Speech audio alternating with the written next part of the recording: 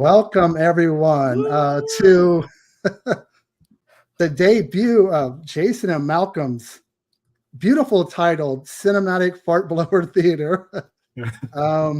It's something I kind of wanted to do. I don't want to be a negative channel per se, but I did want to mix it up. I'm doing a lot of retrospectives on films I like, but I want to talk about films that are not very good. And boy, did we pick a doozy. So we got Malcolm Harvey. We got Master Chaos Jose Prendez. And the movie at hand is Amityville Karen. The classic. I watched it a couple weeks ago on Tubi, and it's an hour and 45 minutes of my life that I'm never going to get back. Way too long. It was rough. Who wants to start first? Either one of you guys. Actually, let's go to crowdfunding. What do you guys think of Indiegogo crowdfunding? Because that's how we got to this point. That Shawn C. Phillips is the director of the film. He's a big YouTuber. He's been doing it forever. He's been in a couple hundred films. That's how we got to Amityville Karen. What do you think of crowdfunding in general? Go ahead, Malcolm. I'm just a guest in this. Go ahead. I think it depends on who you are, you know. For somebody, to me, I think if a company sees that your script's worth it or that the movie's worth it, they'll give you the time of day and they'll fund it. Maybe not completely or the best way possible, like if they have a cheaper studio.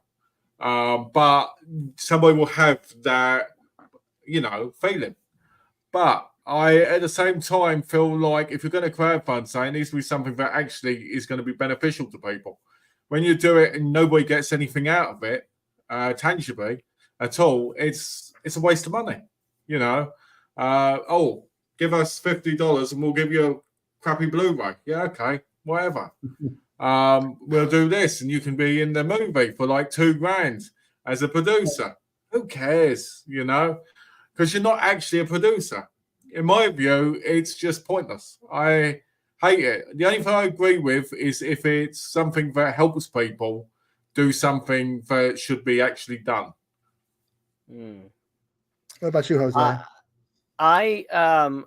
Look, it's really hard to make a movie. It's really hard to get money to make a movie. It's really hard to get anybody to read your script. Much less, you know, a bunch of people that agree to give you money for it. So I think crowdfunding is a great idea. I think it's something that could be used for amazing things. I mean, it's been used for everything from board games to, you know, video games to not just, you know, micro budget cinema. So the, you know, it is an incredible tool, but I think people at the beginning, it was amazing because, you know, as a fan, you could support your favorite creator and be like, oh, I want to help them make a movie. It's a great idea. But then, you know, you get movies like tonight's film that we'll be discussing, and you're like, fuck, I paid for that? You know what I mean? You get really burned by that shit. And I think it's the more that we get stuff like this, it hurts that that outlet. But I have no issues with it. I think it's I think it's something that helps, you know, creative people be creative, because it's really hard to do it any other way. But it, you know, you as an investor, as a personal, you know, fan going into these things, just make sure you know what you're getting yourself into, so you're not burned at the end of the day. And yes, Malcolm's absolutely right saying, hey, you get to be an executive producer on this. That means fucking nothing. Absolutely nothing. You know, at the end of the day, you'll get an IMDb credit. It doesn't mean nothing. You're not going to get any money. You're not going to get anything. You're not going to get a meeting with Tom Cruise. It's not, no. It really means nothing. It's just a vanity credit. But if that means anything to you, then I guess you can sleep well at night. Those are my thoughts on that.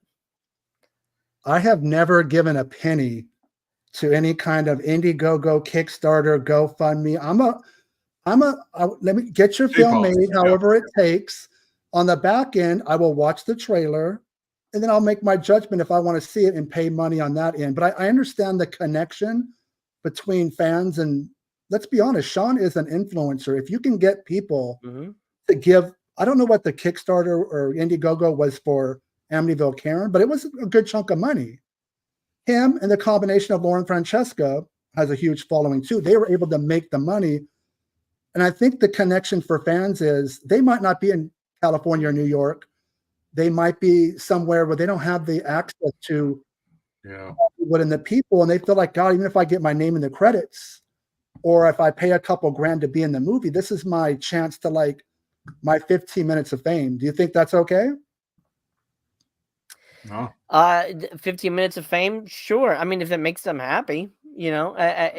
But I think at the end of the day, I don't know if they're expecting. Are they expecting a, you know, an actual like Amityville horror? Are they expecting a really good film, or are they going to be super disappointed when they get this? And odds are they are. Personally, I think with all that money, they're snorting it. Snorting it, huh? Yeah. Well, I don't think the money that's I made. don't know about that. I don't think the money that's being made is going to the production value. I think it's paying the actors and everybody who's involved because, look, as Jose knows, it's not easy to make a film, even if it's a horrible one. But I don't know if it's being pocketed or it's going on to the next project because every time Shawn does one of these campaigns, they make their money and they clear it and then some. So, but for Amityville Karen, so people know, why does Amityville keep coming up in titles of films? Well, it's a real village in New York. So there's no copyright on it. There's no, you and I or Jose could get the funding and make Amityville, you know. Penis. Exactly. And it's going to get made. I almost, this is true, but I pitched to Asylum Amityville Kickboxer. That sounds good. Doesn't that sound good? But the good news is that I may actually be making a kickbox movie in the near future. Ooh. So yeah, I'm excited about that. But yeah, Amityville's everywhere, and it's a catch-all term for just spooky. You know, you can do anything with it, and that's why it's everywhere. Amityville in space, Amityville death toilet, it's everywhere. Backpack, Amityville backpack, Amityville AI, Amityville vagina, Amityville sex, Amityville do it right here. Amityville holes are holes, as this movie tells you. Yeah, so for people out there wondering why there's not some sort of control of that, anybody that can make a movie can put Amityville. It's just the name of a village in New York that you'll never stop it. I mean, I feel like for me in the 2000s, the only ones that feel canon are the one that Blumhouse did, which was The Awakening. And the remake by Platinum Dunes. All these other ones, I just can't keep up with them. But Amityville Karen, Malcolm, first thoughts. Be honest. I can't go first because my opinions are going to be really rough. But this is what we're about, man. It's about free speech. I can't go first. I want Jose to go first because I want to hear what he's got to say first. We'll let Jose finish his drink. We don't know what's in it, but for this conversation, it might be something hard. Yeah, I think there's some gin in there. Go first. A little bit. So me or Malcolm? Malcolm's being a little whiny bitch, so you can go ahead. And go okay. Nice. Well, I'm gonna be upfront about this. I know Shawn. I've worked with Shawn. So he's in your movie, wasn't he? He was in one of my films. Blood Brothers, Divine Tragedies. Divine Tragedies and Haunting of Whaley House. Yeah, in the beginning of that. So I'm gonna pull my punches a little bit. So my thoughts will be only about the film itself.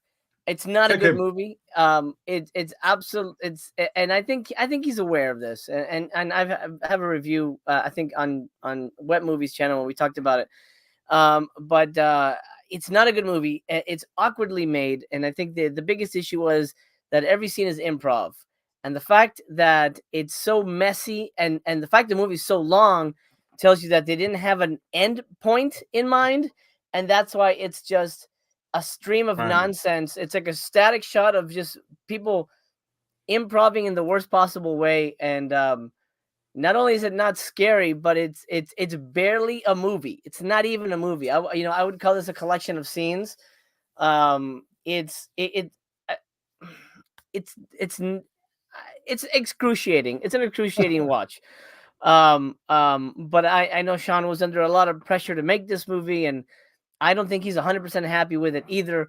but I don't want to speak for him. But anyway, those are my opening thoughts. Go ahead, Malcolm, and fart away. Okay, thank you. Personally, watching it reminded me of a situation I was in where I went into a public restaurant. I opened one cubicle, absolutely stained up the back. The second cubicle, piss all over the floor. The third one, it was empty, it was fine, but there was no toilet roll. And the fourth one was just a corpse dead in it. And What? this is worse than all of that. Right? This film is horrendous. This film is horrendous. I tell you, the only thing that would have made this better is if what's her name, Lauren Francesca? Is that her name? Mm-hmm. If she'd have just dropped him out and started playing with herself for the last 20 minutes, that would have made it better. But Amityville masturbation. exactly. The scenes where she's going on about, oh no, in the bed should have been masturbation scenes. It would have made it so much better. You know, and you're not wrong. You know, it's just awful. The editing is horrendous. Shawn is like just playing himself. Every time I see him, he's always in that over the top talk and explanation, and then talking again. You see it in the split review he did. It's just the same kind of character constantly, and it kills any way of getting into his character. Plus, his name's Alex, and we all know Alex is a bad name. All right, that's a hint at my friend, by the way. I'm joking on that one. But you know, I think the movie should have just been called like Amityville, drop it down the toilet and take a big turd. So, that's my opening thoughts. Now, as far as the script goes, Shawn didn't write it. Would you put part of the blame with the script, or it really doesn't matter what it was? He would have made a bad film regardless. He must have wrote some of it because his character is exactly him. There's no script. I mean, that's the movie. The movie is absolutely improv. I don't believe there was a script at all. Maybe there was like, okay, in this scene we have to talk about this, and then go. I can't imagine that was written because it's so sloppy and so unfocused that I mean, if that was written, then God, that's a terrible The person script. should be fired. Yeah, if it was written, the person should be burnt at the stake. So just so people know what a Karen is, it's kind of a term that's come up in the last 5 years. Generally speaking, it's an entitled, privileged, generally white woman who gets her way, insults people to get what she wants, generally in public, like in retail at a store. So do you think they even nailed the Karen aspect, or was it just too stationary where she didn't really do anything that justifies the Karen of the title? Malcolm, what do you think? I think no. I think they didn't. I think she was too friendly to everybody. She looked like, what she looked like? Right, old Mary. She looked like she just needed a good scrub. That's basically what she needed. The character, because she's rolling around. She's like, in the bed, and when she's outside, she's trying to get those guys to come in, and she's drilling everybody and killing them in the most unsexual way because she doesn't know she's quite a virgin, and that's what's happening. And the thing with Karens, in my view, is most Karens that you see are normally ex-girlfriends. They're normally ex-wives when you get annoyed. So, that's probably it. That's probably what it is. But no, I don't think they did, because she was too friendly most of the time, too kind, too thingy, until she started going funny, and then she was just being really feeling like, I need to kick the dog today. I need to do this. I mean, who writes a list of horrible things they're going to do when they're a Karen? Karens don't think. They just go wild. That's true. I concur. And she's not an amazing actress or anything, Lauren Francesca, but I mean, I think they sort of had the right ingredients, but again, it just felt like there was really no, I don't know, maybe they did behind the scenes, but it didn't feel like there was a lot of character thought put into how we're going to develop this, how things are going to escalate or whatever. It just went, it just all felt very heightened and crazy, like a nonstop screwball comedy, but without the without the wit and charm, which is important for those things. But I mean, I Malcolm 100% agree. If she was if she had gotten naked once in the movie, that would have been, you know, an improvement. I think she should quit acting, go to OnlyFans, because that's where she's going to make her money. Yeah, so I don't know anything about her. What is her? I don't even know how they met. Do you know anything about this, Jason?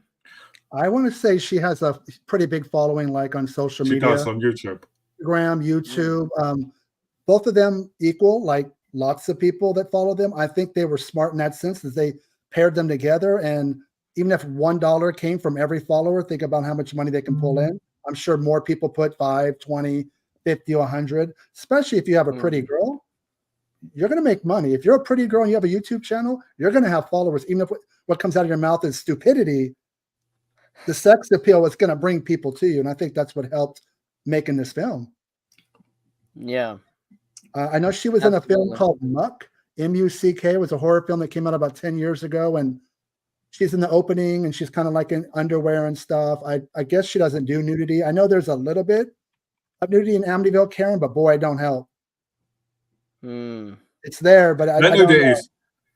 That nudity is what I call hillbilly nudity. You know, you go into the woods, you see a woman laying there naked, and you're going to get your head chopped off. But that's what it reminded me of. Hillbilly nudity. What do you think, Jose? Would it have helped to have some pillow fights with some girls doing nothing, or? Oh, absolutely. I mean, and I think, you know, gosh, this was maybe I think this was his second movie, maybe his third. I don't remember. But you know, maybe that's something that was discussed in pre-production, whatever pre-production they had, and he was too shy to ask. But I think, you know, with a movie like this, a little exploitation goes a long way. Or if you have your Kickstarter, hey, you guys get the unrated cut of the movie that has a shower scene or something, so that, you know, you're getting a little extra, or giving something back to your backers. But yeah, I mean, it doesn't need nudity, but it doesn't have much else going for it. So I think nudity absolutely would have helped it. I think we need to get a Shawn C. Phillips sex scene in the shower now. That would make you happy, Malcolm? It made me very happy. You know, I think with some romantic music, like what the hell's going on with the music at the beginning? Like it's a 60s sitcom or something, or 50s or something. You're like, what the hell's going on with this? That music just repeats itself through the whole film. It's on a loop. It was probably stolen. And they probably put like a 50s sitcom on repeat constantly. So, Master Chaos, you're the filmmaker. Can you tell what kind of camera was this filmed with? Because it looks like a soap opera. It was, you know, I almost want to say it was probably an iPhone, but I don't think so. It looks a little worse than an iPhone. So most likely it was a mini DV or something. I don't think it was Red, because it didn't even, because Red can look like film. This did not. This looked really rough to me. But I'm not expert enough on different film looks to say what camera it was, but I would guess something like, you know, digital video. You know, it might even have been an iPhone. iPhones are pretty damn good. Might be an iPhone 5. Yeah, there you go, something like that. But I couldn't say exactly what it was shot on, but it's it certainly speaks to that era of SOV, and I think at least I hope that's what they were going for. Well, there's SOV high def and there's SOV 80s and 90s, and they just do not look. They're both rough, but this looked like it was very monochromatic. There was no color. Even just throw something on the wall to give it won't make the film good, but it's going to give it a little bit more flavor, you know? And I know this is low budget filmmaker. Look, I don't want to be a filmmaker. I've been on enough sets to know it is brutal. It is long hours. It's a lot of setups. It is not fun. So the fact that anybody can make anything, but I'll say this, you know, Brendan Mitchell makes better films from 10, 15 years ago that are actually entertaining. I'll watch Out and About than I would Amityville Karen or whatever film he directed previously. And I know they're friends, but kind of had a falling out, and I'm not trying to pit them against each other. I'm just saying you should be getting better as the technology advances, and it seems like these are just.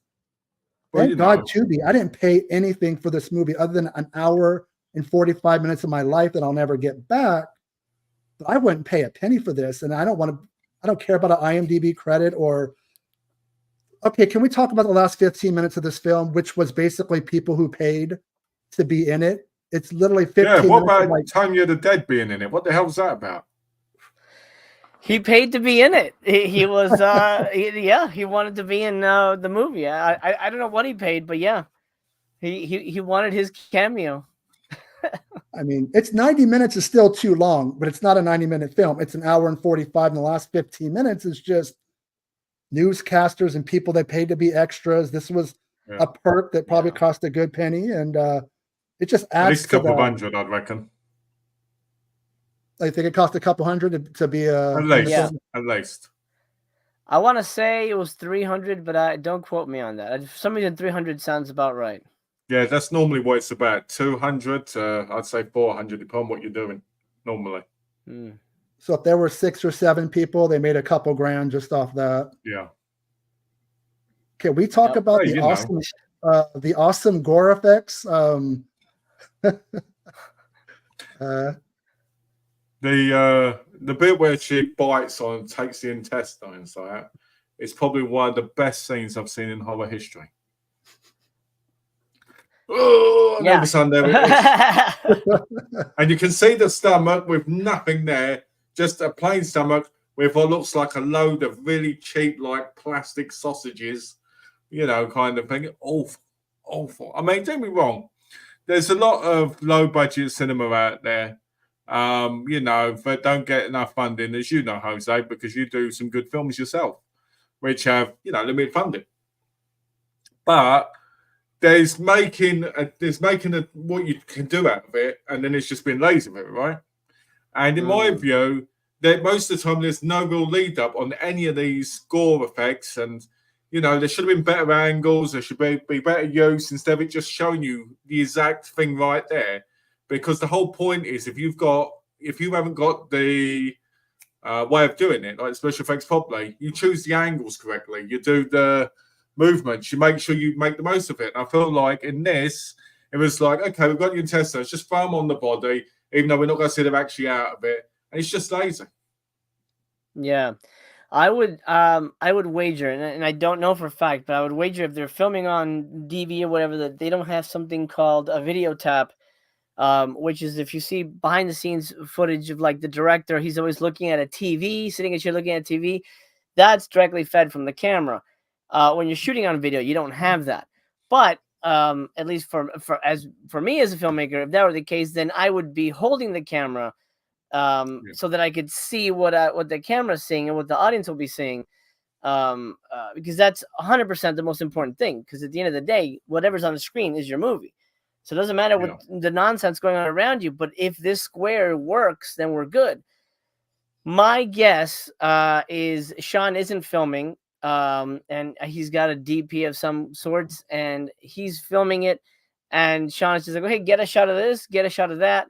And then, the DP is like, yeah, it looks good.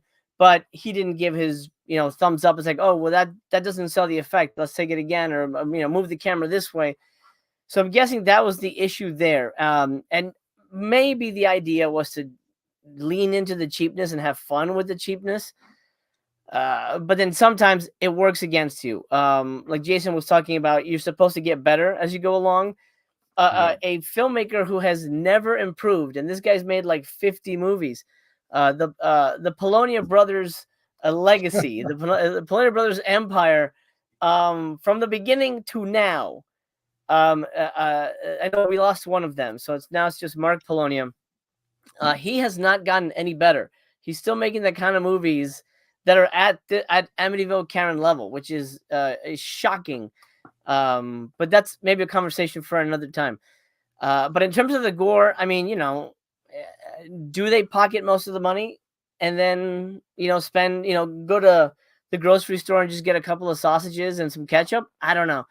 But I won't speak to that because I don't 100% know, but it is what it is. You can't expect Eli Roth levels of gore on this kind of thing, but it's I guess it's equal to the kind of acting and directing we get as it is.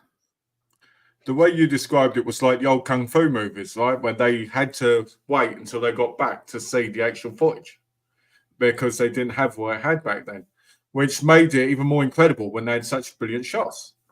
Yeah. Compared to now. But I feel like with somebody like Shawn C. Phillips, in my view, is if you followed him on YouTube for years, you'd go, where's the passion? Where's the motivation in the project? And the sad part is he's probably got that passion, but there's things that hold you back. There's things that bring you down. All the begging for crowdfunding probably is tedious, even though he has to do it, and even though we hate that he does it, it's probably tedious. He probably gets told this, he probably gets told that. If you look in pictures on his Facebook, most of the pictures don't have him in them. Yeah. So you guys, even though we weren't on set, we're kind of guessing he didn't shoot the film 100%. We got a little bit of co-directing going on because maybe a lack of experience behind the camera.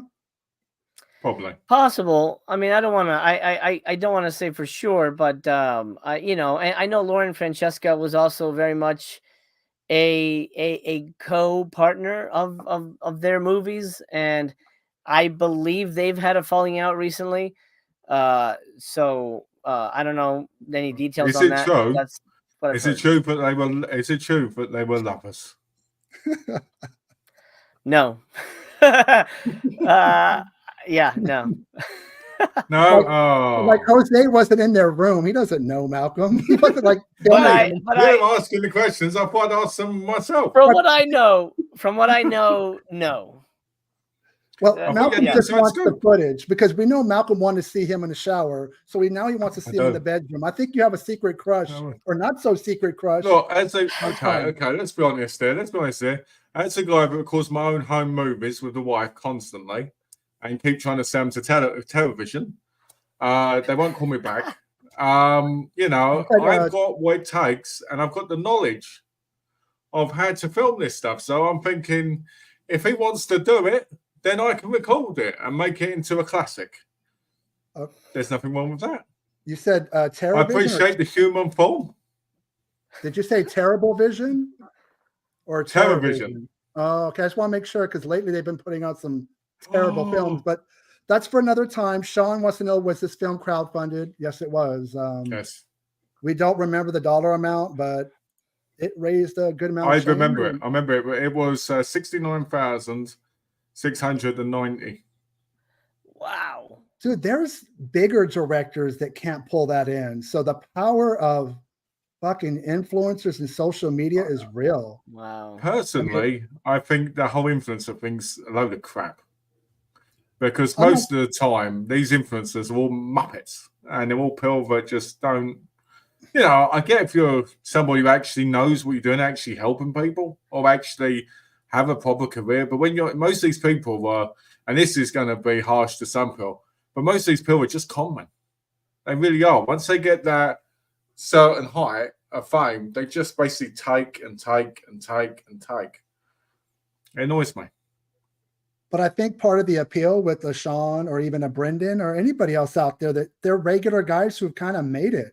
So it's easy for people to get behind them and go, look, even if you make a bad film, you're like the little guy who made it in some aspects. They're not A-listers, they're not rich, but they're doing stuff that maybe these people just want to be a small part of it. I think that's the appeal of giving money to one of these films. I think that is the appeal, But if I talk about Brendan for a second, he gets a lot of hate at times when he asks for funding for anything, like when he tried to do that Patreon thing, And if you ask me, Brendan's a lot nicer guy than Shawn, and he's probably got a lot more things going on where he does need the help with things, because he's a decent guy. And I think the problem with Brendan is, to a lot of people, he can come off as fake because of whatever reason people are looking at him at. Because when you look at people and you have this view of them, you don't want to see the things that they might need from people. Like, obviously, I don't want to go into details about Brendan because that's his business and that's what he deals with. And I don't know his personal life that well. But from what I say, what I've seen over the years, because I've watched him for probably like 12, 13 years, and, you know, I've had conversations with him now and again, I think out of him and Shawn, I think he's a lot more genuine. I think he has a lot more personality. And I do think that the Out and About movies are a lot more entertaining than anything you could imagine Shawn doing. And I think that's because he's learned the craft. He's perfected doing the vlogs. It makes him entertaining. You can't say any of his vlogs are not entertaining, especially the ones where he's out. Whether they're with people like you, Jose, or people like Aaron Carter and all these other people that have these great personalities. As I think with Shawn, when you watch these movies, you're seeing, as you said, it's like on the spot. Boom, boom, boom. And because of that, these are all people that have no personality to bring anything out.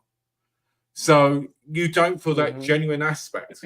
There's no care for the character. There's no depth. There's no, like, oh, I better practice this. Instead, you've got this stupid, on the spot, stupid thing where they're like, oh, you know, you're the party king, you're this, you're that. He's not a party king. He looks like he didn't get up until 2 o'clock this afternoon. How's he a party king? He looks like he can't even get an erection anymore. You know, I mean, oh, I'm going to pull the cork out. Oh, that action's really sexy. Oh, go like this on a bottle. I do that every day. You know, it's just like, what's going on? And then you've got the woman there with the big titties, who's probably the best thing to look at in the movie. She gets killed off. You know, why does she just have her top off? It's just like, oh, God, what is wrong with these people? You know? Oh, you're this, and oh, you get the Asian chicks, I get the Latina chicks, and oh, yeah, you know, we're going to be so in. No, you're not, because you're both extremely boring to look at and listen to. You put me asleep. You want to get the Latinas, they'll get on you, you'll be dead in seconds. I mean, come on.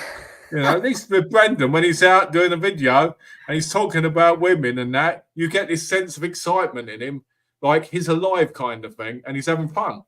You know, I just think that he'll give him too much flack, basically. Let me tell you the big difference between the two. And again, I don't want to pit them, but they're friends, kind of had a falling out. They did have a falling out, and it was very warranted as well, because Shawn was a right piece of shit to him. Well, Brendan is a very likable person. If you see him on camera and he's awkward, it might be because he's nervous. It might be a lack of self-confidence, but he's a genuine person. Where Shawn C. Phillips, 2 months ago, went into my DMs on Instagram, put, "Hi, Jason," which he could have got from my profile. We don't know each other. And he copies and pastes this long-winded crowdfunding for Skate to Hell, his next film. He didn't try to talk to me. He didn't try to get to know me. He's done this to people for years, and some people are afraid to call him out. He's done it in emails, Facebook, Instagram, Twitter. And it's just 100 words, and I call it digital panhandling, because you're literally begging people to give you money for your film. And I responded to this on purpose, and I knew he wouldn't say anything. I said, "Would you like to come on my YouTube channel to talk about it?" Crickets. Nothing. That's the difference between Shawn and Brendan. One is just worried about, you know, what money I can bring in, make myself look good. Brendan is actually a good guy. I actually spent a Sunday with him as an extra in Jose's film that he wrote, Mega Shark versus Mecha Shark. It was hot. We were running up and down the streets of LA. It was hot, was it? At the end of the day, Sunday, it was hot. It was hot. It's California, but you know, but at the end of the day, we were both tired. He sat down, he interviewed me. That's the kind of person Brendan is. He's just a good guy. I root for him. Well, I want to tell you right now, news just came in. Shawn C. Phillips has signed a multi-year contract with Culture Shock to release his movies. That's a whole nother, you opened up a whole nother Oprah there. When you said what's the Karen, when you said earlier what's the Karen, I was going to say somebody talks about Culture Shock constantly. He knows, Master. Chaos. Master? Oh, it's your masters. There's a BDSM thing going on here. But I don't want Jose naked on. I don't want Jose naked on camera like you want Phillips. But yeah, culture shock's a trigger point for me. So Malcolm makes a point to bring it up as much as possible. He knows it gets under my skin. Yeah, fucker. But everybody have a drink.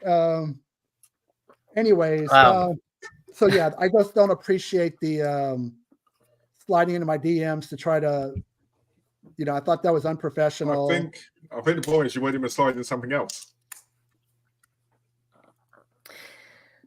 It's funny that Shawn brings this up. I'm not gonna say how much I'm aware of things, but I know that Shawn doesn't have a job, and he lives at his parents' house, and it's like a rent-free situation, so he doesn't have to worry about day-to-day bills, whereas Brendan does. And his family's struggling quite a bit. And if anybody could benefit from Patreon, it's him. And I know that it was a big. He was really, really hurt by the Patreon backlash, which was unwarranted, because he really needed it, and he had people that would have supported him, but there are too many assholes out there. I missed it. What was he was trying to get somebody to help pay bills? Yeah, he asked. He goes, "Oh, I'm going to start a Patreon. So if you guys want to, have some extra content, or everybody has a Patreon. That's not a new thing." And then most of the comment, he took the video down, I think, but most of the comments were like, Brendan, yeah. Most of the comments were like, fuck you. Why are you asking for more money? You're so greedy. We're not going to give you anything. It was just all like eat shit and die, kind of like just really like bullying shit, and it scared him off from trying to do anything like that. And we've talked about crowdfunding a movie for him. I even wrote a movie for him to do with Gabriel, and we were going to crowdfund it, but we ran into the sort of the issue, like, is the community going to come through? Obviously, his isn't as big as Shawn's. Which is strange because they started out around the same time, so it's weird that there's such a disparity between their subscriber count. His community is really weird. He has a lot of kind of toxic people there, unfortunately. It's funny because I remember the video very clearly. He was walking down the road. This was Brendan. He was walking down the road, and he was talking about, if we do a Patreon, then it could give me a chance to do new things, go new places, do new content, and it'd help bills and all this other stuff. Yeah. And people were like, "You're lazy. You want us to pay for everything because you can't do it yourself, you bum," and all this stuff. And to be fair, I feel like it's a very hard thing, because I remember years ago when I was doing my channel, I put a tip jar on there, and people used to watch, and everybody dissed me. And it's like, I get it, I do. But when you're someone like Brendan who actually does stuff like continuously, it's nice to feel like, maybe because I helped him with this, maybe that's why bungee jump or whatnot, whatever it is. But I think his community is a mixture between toxic and people that genuinely care. And I think it's sad when you have that. I really do. Because I feel like people like Brendan, they've got so much to offer. And they've got so many things that come up in their life, like whatever with family and that, personal stuff. But sometimes I think that can hold them back more because they haven't got the support they always need. And I feel like with Brendan, that he has so much to offer. I think he's very talented. I think he's very real. I mean, I've had issues with Brendan years ago, but they were minimal ones. Like, I was complaining that he didn't buy enough movies when he did the holding up videos, He was hard enough, but you only exactly. But you only realise that because you're the one who's probably overbuying yourself, So, because I buy way too much media, so it's a biased thing. So, but other than that, I've never had any issues with Brendan himself, and I think that people need to understand the difference on YouTube of people that have issues and they need to get help or they need this. When Brendan lost the weight, it was amazing, but then he lost too much weight and he was getting ill, and then he put the weight on because he had stress, depression, So all bad. this stuff, getting ill as well. And you get these people go, oh, you got it back because you were lazy, blah, blah, blah. It's not that easy. It's not that thingy to deal with stuff like it. Trust me, I know myself. I lose weight, I put weight back on, And I just think the whole thing is, if people like Brendan had more of a chance to really shine with the skills they've got, I think they could go somewhere really special. I really do. And somebody like Shawn, I feel like it's fake. I feel he will use anybody for anything. And he's got that real tone in his voice that makes you feel like you just want to vomit in his face. Can I just say this? I feel bad for Brendan. I didn't realize there was a big controversy with the Patreon. I'm sorry, but if you're going to have a Patreon, that's kind of the right reason. Not, let me do a side video where I go shopping at the mall and there's not going to be anybody in there. I don't want to get too much into his personal life. I will say that I have Brendan coming on the channel in a couple weeks. I think you need to ask him. Well, you no, need we to have. ask him when he comes on. Did he really get a blowjob in Mexico? Because I remember he edited that video. Well, we're tentatively scheduled 2 weeks from the day to do a live video, and I wanted to talk to him about working at Blockbuster Video.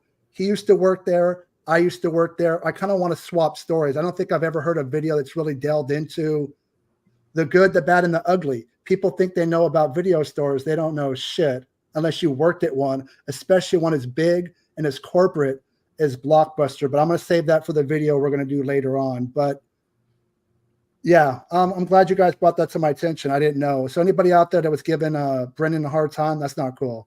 It's fuck you. That guy's in a tough spot, man, and it's none of our business, but he does put himself. He's very transparent about his life and his mom and her health issues. Dude, the guy is struggling. Trust me. California is a very expensive place to live, even if you have a job. I know his weight has fluctuated. COVID, the pandemic didn't help. I think we all gained 20 pounds because we sat at home and we didn't work and we didn't do anything. I think the other thing people have got to remember as well, Brendan, is it's not easy living with your family, especially when you've got to put your money in it to keep them living in a place, And I think what Brendan needs really is, if he got the chance, I think he could shine in a great relationship. I think he needs. I think like we all do. We all need that. And I always hope for the best for him. And I just worry for him when it comes to stuff, not in a horrible way, but I worry about him because I know the stress of your family depending on you and you having to depend on them to be able to live. And it's one of those things that can really drag you down if you're not able to do certain things, Especially if YouTube is your main job. I mean, he has a job now, but for a long time it was only YouTube, and he's got a lot of subscribers, and but his videos don't do as well as they used to, so he's not really, and all the the payout structure changed. Yeah, and the payout structure has changed, so now he's whatever he's making from YouTube is not a livable wage, so it's very tough to not only have a real job but then dedicate your time to this. I know we really went off track, but if you want to know what Brendan does, I can tell you right now, guys, he's a stripper. Okay, well, you pay. He ain't got the money, so you need to pay. I've paid him multiple times. Okay, well, go give him some money, dude, because that shit's not free. I pay $69 for anything. Well, okay, I will say this, getting back to Amityville Karen, when Shawn does show up on screen, especially with the hat off, it brought back memories of that bad guy in The Last Action Hero. Did you guys not get that vibe? Oh, yes. I forgot the guy's name, Ripper or something. I don't know his name in the film. That, yeah. Well, as somebody who has no hair, it's time to let it go. Because if you guys watch 90 Day Fiance, I will admit I do. There's a character who wears a hat all the time, but he's bald, but he grows the hair in the back just enough to where the hole in the hat is to make it look like he has hair. And somebody who's been shaving their hair since 2005 can tell you, like Frozen, man, just let it go. I agree. For the longest time, he'd always worn a hat, always had a hat on, never took it off, and honestly didn't know how bad it was until this movie. And I'm like, oh no, I think it was a behind the scenes video of something I watched. I'm like, holy nuts. It's not a good look. And absolutely, I think it's better to go the Jason Bene, Bruce Willis route. Because I think if he shaved it doesn't work for him. God, Wait, sorry, I think if he shaved it, looked like Aaron a cone. agrees.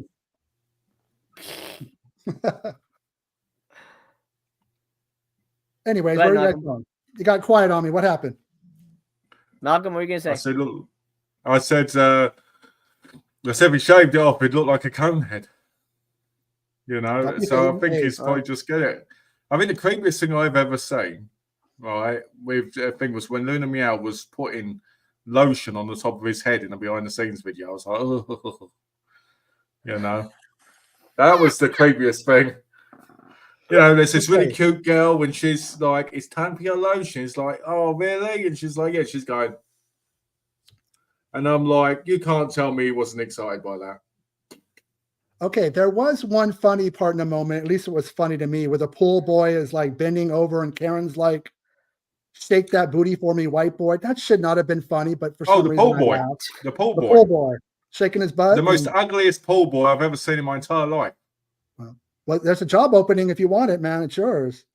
Pool boy. No, I mean, when you think about pool boys, you think of these like cute young guys, or what you call it, you know, walking along the pool, like the guy in The Dentist, right? You know, and doing all this thing. And when she's going to wiggle that thing, pool boy, I mean, she says pool boy like 90 times. Pool boy, pool boy, pool boy, pool boy.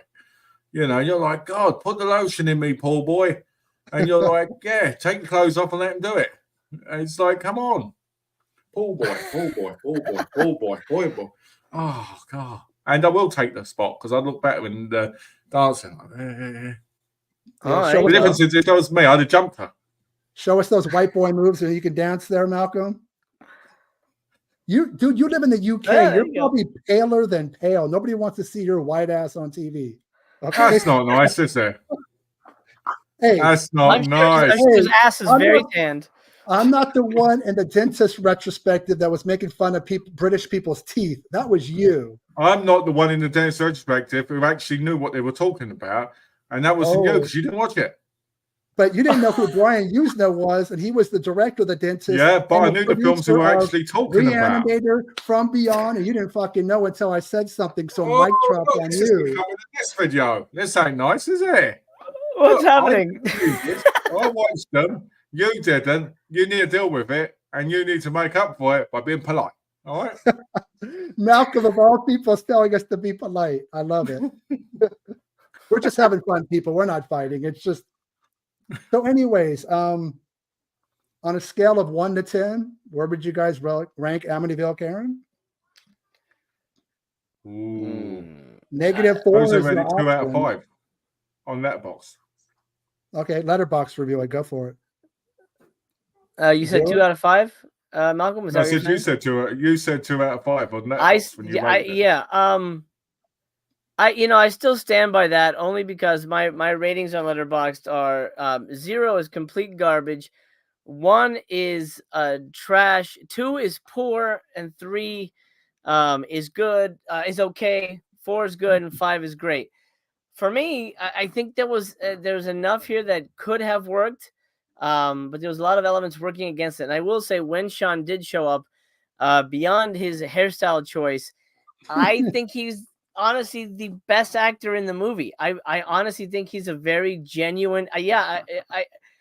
But from having worked with him, I think he's a very genuine performer in the right role. In the right role.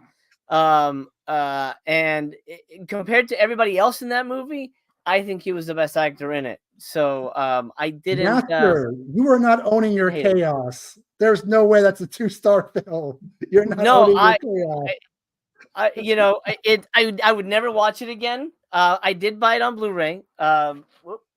Jose was paid $10K on Blu-ray.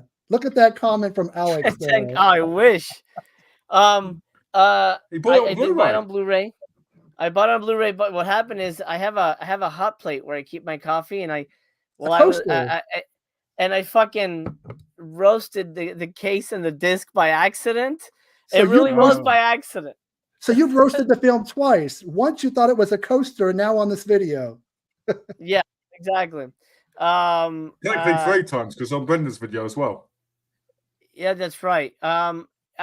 You know, again, look, it's hard when you're rating a friend's movie, you know, No, it's not. and It's a cinematic fart blower. Come on, own it. I'd still say 2 out of 10. I think that's where I would land on that. I'm just giving you a hard time. Malcolm, what do you give it? Minus 6 out of 10. Okay, well, mine's is You minus know, 69. I'm going to tell you something. I'm going to tell you something right now, guys. This continues on the toilet thing. I've had better, enjoyable poos on the toilet. Right, after a long, hard day, where I've sweated and flies have landed on my face than watching this movie. Sure. So it's got. I'm going to put. If I have to give it out, if I'm going to 10, probably, I'd probably give it. Let's see, 1/10 of a star. It's because I think the best actor in the movie isn't Shawn. I think it's the guy who gets his balls cut off and goes, "Oh, my balls!" After singing "Holes are holes," and what is the song? Oh, Holes are holes. My pole's in the hole. My pole in my pants needs to go in the hole. Hey, hole it goes. Here I go. My pole goes in your hole. Brilliant. Absolutely brilliant. That's the best part of the movie. Dude, Malcolm, between your rapping and your hat, you're giving me flashbacks of Bud Bundy when he was Grandmaster B. Never Hey, you're the one who said we had to wear caps. You're the one who said we were going to wear caps for this and black shirts to look like Shawn. Oh, okay. So the hat was in honor of Shawn. So next time when we do a David Sterling film, we got to get the mullets going. Yeah, you've actually got to wear one this time because I look like a Muppet dressed like this. Pretend. What are you I'll doing? put the effort in, you see, Jose. We I'll haven't put the effort in, and he decided. doesn't. This is something Malcolm and I discussed a couple weeks ago. The title, what I wanted to say, I couldn't say and type it on YouTube without getting trouble. Is a old friend that passed away, but he used to be a film critic, a writer for Fangoria and Gorzo named Chaz Ballin. When he didn't like a film, in his reviews, he would actually say cinematic shit sandwich. Now, I couldn't say that. I could say it on video, but I can't really type it. Yeah, you can. If you put shit sandwich together. And put an exclamation point or something. Yeah. But I thought fart blower is kind of funny too. So we thought my channel's been a little bit too kind, and I've only been reflecting on films I've liked, and I kind of have to balance it out because for every one good film, there's 100 bad ones. And boy, just go to Tubi and you can be there all day. We're going to do David Sterling. You know, we'll mix it up. Uwe Boll. We're even going to do the voice, Jose. We're even going to do his voice as well. Uwe Boll's voice? No, David Sterling's. Oh God. Jesus. Yeah, David's movies are I mean you'll have plenty to choose from his collection of cinema. Yeah, I bumped into him at a few signings, and he's like, "When are you going to interview me?" I'm like, "I don't know. Sometime. Bye." Well, just so you know. Go ahead, you got to give him some credit. For 10,000, they can get actors in your movie, can make your movie, and get on DVD and put in Walmart for 10 grand. And he has a box set. Does he have a box set of movies? Camp. There's a whole load of them, doesn't he? He has Camp Blood ones. He has Carl Meat Hook Massacre. You know, he's putting out more movies than Culture Shock, so I got to give him that. You know. The thing is, when you talk to David Sterling on Facebook, and you go, "Oh, I'm interested in this," the best way to haggle him down is you go, "Oh, I think that's a bit much." But 2 minutes later, he comes back to you and goes, "It's basically, you know, when you go to somewhere like India, and they say that's 1,000 rupees, all right?" And you go, and then they go, "That's 10 rupees," and you're like, "Oh," and then they're like 2 rupees. That's what he's like. So you can get all these movies for like $10 if you wait long enough. Okay, you shouldn't want them. So Yeah. we don't know what film we're going to do next. I think Malcolm's going to take a little bit of a break, so we'll be back at it soon. Master Well, we can Chaos? do we can do another one next month because I'm celebrating, but I could still do the odd one. Okay, I mean we could, Master. You want to come back? You can. If not, throw out some titles, guys, that you would like to roast. I'm curious. Throw out some. Oh anything. man, We don't have to agree on it. Gosh. Somebody can defend the film. It could be, a debate. It doesn't have to be all three of us agree it's a bad film. I got one. The Haunting in the Whaley House.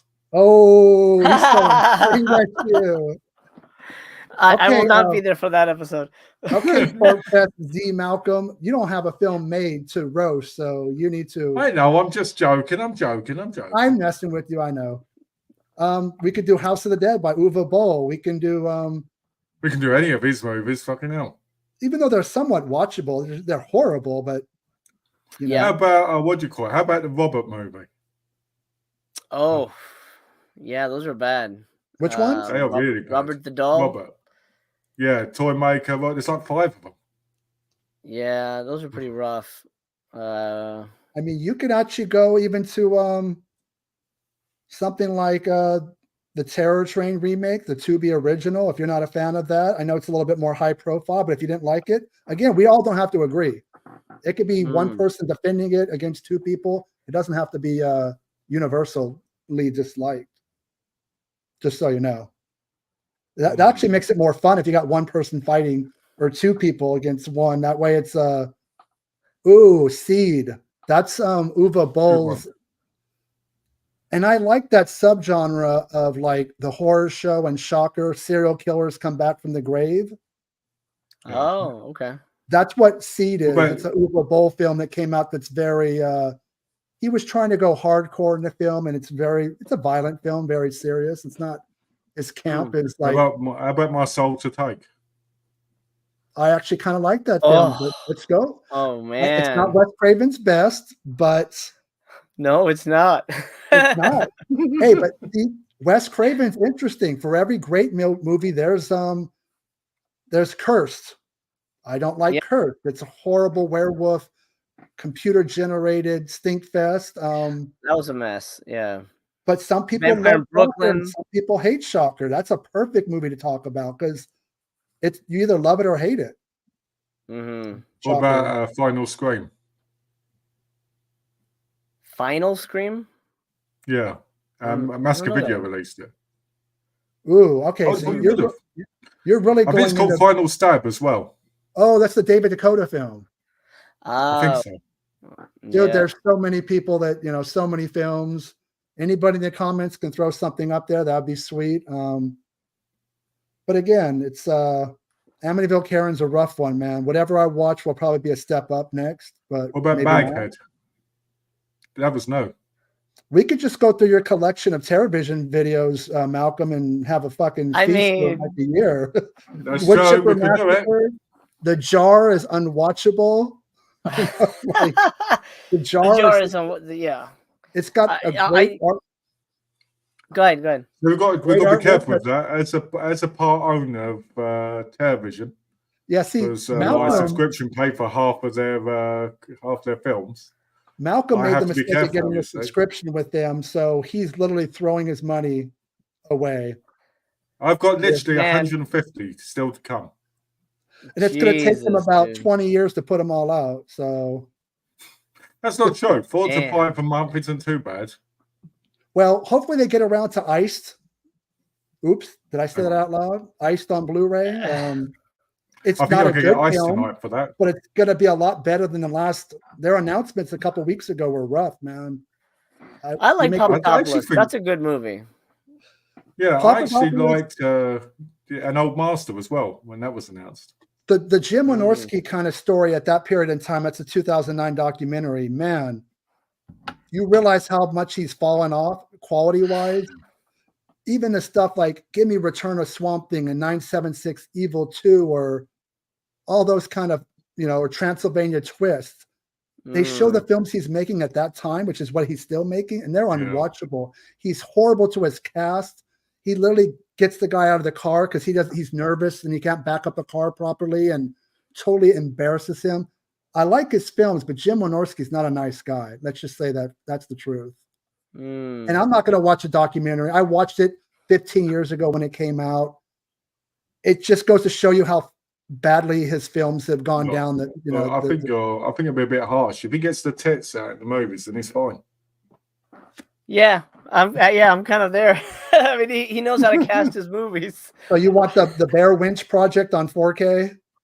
Yeah, why not? I don't need it on 4K, but I would not say no. That's what that 9-movie box is. Oh, dude, that'd be amazing. What I don't want, Malcolm, I don't know if you've seen it yet. Did you get a chance to check out Newly Deads? Oh, I've got it, but I haven't watched it yet. I've got it on the side, isn't it? I am very unimpressed. For okay, hey, we've rescued these movies, we're gonna remaster them, and they're gonna look better than ever. That shit looks like ass. It looks like VHS, like YouTube rip quality, and the movie sucked. But the fact that wait, this looks terrible. Why did I pay nearly $30 for this terrible version of it? So I'm kind of like, I don't know if I'm gonna buy those. It's like the bootleg days at a convention. You're paying $25, $30, but it looks like somebody put like a Japanese Laserdisc transfer on a VHS tape. Well, and I'm not expecting it to look perfect, but come on, for $30, give us something, man. I don't understand this whole shot on video on Blu-ray stuff. Other than the fact you can put lots of stuff on it, I wish it were just on DVD because there's no point. It's like, let's charge you $30 for it. That's what I mean. The movie wasn't even shot on video; it's shot on film, but it looks god awful. And look, if I ran a company, let's pick one at random, Culture Shock. And let's say we have boom, boom. if I had access to, hey, you can have these movies. What are the elements? Oh, the elements look like shit. All right, well, let's not release it. What's the point of releasing it? In the world, it doesn't need Newly Deads, rediscovered. You know what I mean? It's like only release the stuff that's gonna look great. And if it doesn't look great, then drop it. Don't bother with it. Well, or do what American Film Archive, Johnny Film Archive do. Put the second one on as a bonus. Yeah. Yeah. Yeah, exactly. I think that's important. And also, Fart Blower Theater doesn't have to be specific to a movie. It could be a label.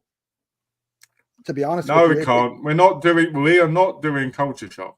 No, we're not going to do. We're going to do TerrorVision, which we've already done. Actually, you know what? I'm voting now Culture Shock because I'm going to say Culture Shock because I think Culture Shock's worse than TerrorVision.